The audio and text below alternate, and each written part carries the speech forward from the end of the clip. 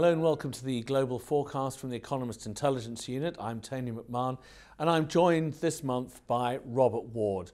Robert, the euro has been weakening. Where do you see the euro-dollar rate hovering around in 2011 and what impact will this have on rates policy in Europe? Well, with all the currencies at the moment, by which I mean sterling, yen, euro and dollar, it's really is a parade of the ugly sisters. So each one you can make a very strong bear case for. Nowhere is doing really well. Recently, of course, the dollar has been strengthening from a position of weakness. This is not surprising, given what's going on with the eurozone. We think it's going to average about 1.19 against the euro, the US dollar. Possibly with some overshoot up into perhaps to 110 or so. But even if it does get, even if the dollar does get much stronger against the euro, we don't expect that to be maintained. Don't forget, as I said, it is a parade of the ugly sisters. The US does have issues as well with fiscal problems and structural issues as well. So once the euro issue is sort of sorted, the markets will focus back on the dollar. What this means for eurozone rates, well, we pruned our eurozone rates back, policy rates back for the longer term. By 2014, we don't expect the ECB rate to go much above 3%, which of course is historically speaking quite low. When we don't expect any increase in the ECB rate until about 2012, with the weaker countries really struggling so badly. I think even though Mr. Trichet would love to raise interest rates because he's a hawk, I think he's going to find it rather difficult. So pretty much low interest rates for Europe over the short term. Belts are being tightened across Europe as governments strive to tackle their deficits. What's the possible downside of this on eurozone economies? Yes, pretty much everywhere in the eurozone is now switching to austerity. Even in Germany, obviously fiscally very virtuous.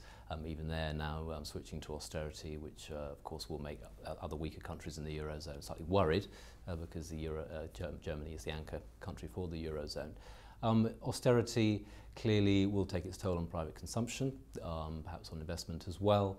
But don't forget the euro is now weak, perhaps set to go weaker still, and this will give a nice sort of offset, if you like, to the stronger exporting countries. Germany will clearly benefit. Germany is very plugged into the emerging market story, which is obviously a very good one at the moment. Countries like Netherlands, countries like Austria, even Italy will benefit from this weaker euro. So some offset there. But we still don't expect the eurozone as a whole to really do much better than about 0.7% in terms of growth this year, and pretty much the same next year. So not a disaster, but really quite uninspiring in the round. And finally, the oil spill off Louisiana has been dominating headlines in recent weeks. What do you think the likely economic fallout from that is going to be? Well, clearly at the moment it's too soon to make any concrete forecasts, but thinking sort of more medium term, one would assume that regulations on drilling in areas such as the Gulf will be tightened, safety regulations tightened, that companies will be more reluctant perhaps to start drilling in relatively inaccessible locations such as in the Gulf. And this sort of thing could put upward pressure on prices over the medium term if there's an impact on supply, of course. And where do you see the global oil price going?